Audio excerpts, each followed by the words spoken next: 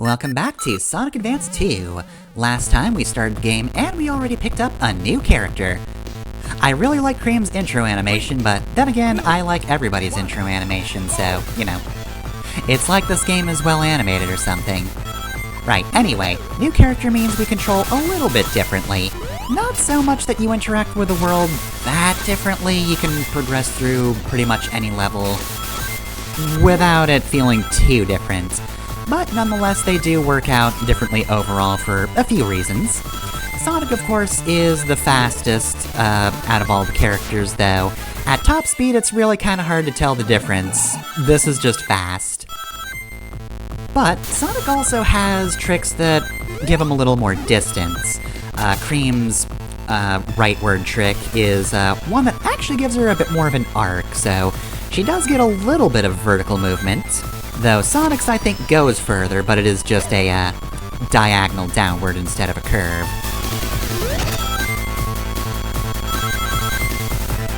Cream's up jump, I think, also goes up a little less high as well. However, Cream does have two major mechanics that Sonic does not, one of them being the power of flight. In fact, most characters in this game do actually have some sort of flight or flight-like ability.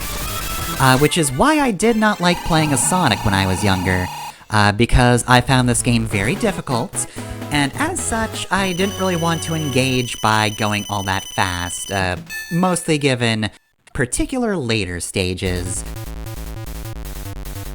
But that being said, while flying can definitely help you break some of the level design, if you want to have fun in this game, I do think it is by design better to just do, you know, this. You know, don't break too much from flying. You do conserve a little bit of momentum when you fly, but it will definitely slow you down overall. And also, when I was younger, I did stop and then fly around to different parts of the stage. Again, this is mostly one later stage, but yeah, I did not care for Sonic because he's the only character who doesn't really have an aerial advantage like that.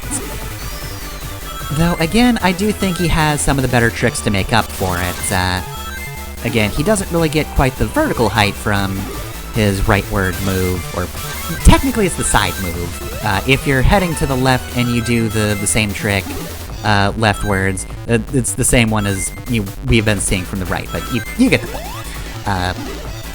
Yeah, I think Sonic overall feels great in motion. It's just, as fun as it is, I think this is the kind of game where, when it isn't obstructing you, it's really fun.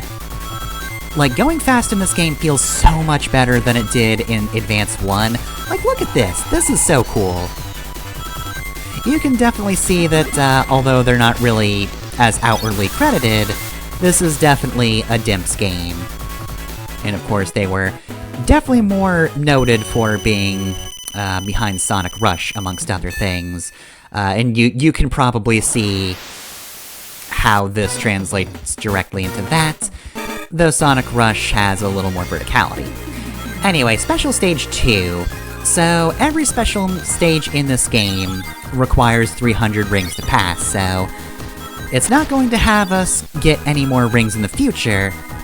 It's just later special stages you will get more and more difficult setups for the rings, and you are definitely going to have to rely more on the combos, but otherwise your goal is the same every time, and oh man, I am not doing well.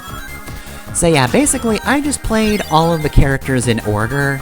So I played all of Sonic's story first, and then I went to Cream, and then I played later characters, in part because Sonic is the only one who can unlock other characters. If I were to play as Cream, and I were to get ahead of Sonic, I would not unlock anybody new. It's only Sonic who's able to do that.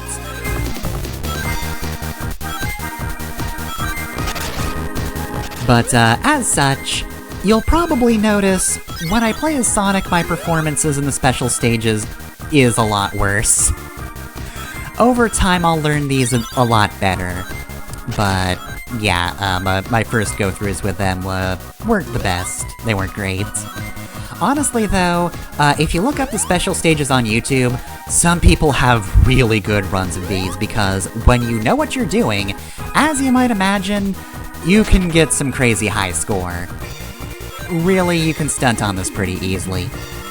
Anyway, I mentioned before that Cream has another thing that Sonic doesn't. So I think I should mention now the B-button actions. Every character in the game has a B-button action. Most of them are pretty well useless. Sonic gets a slide, which kills a lot more momentum than just pressing down, so if you want to destroy things on the ground, just roll instead. It's much better for you. Doesn't kill anywhere near as much momentum. But I bring this up now because Cream is the only one with a useful B-button ability. So, you might have noticed she has a little Chow friend. His name is Cheese. Get it? Cream and Cheese. Cream is a pacifist, she doesn't really like fighting. However, when she commands Cheese, Cheese has no qualms destroying all before him. So Cream winds up being a boss killer. This is a boss where you have to get close to the cannon to smash it, so timing in between these bomb bursts can be really annoying, unless you're playing as Cream, at which point you just command Cheese to destroy the nozzle and then eventually the man, and he'll do it. Look, he's Cream's best friend. If she tells him to kill, he will. And boy will he do it well. And there he goes. So yeah, in case you were wondering, Cream is very much easy mode. She can fly, and Cheese can destroy. It's quite the effective partnership. However, next time we'll be saving another character, so unfortunately, Sonic is gonna have to take the reins for that boss. Which is too bad, because now I have a taste for power.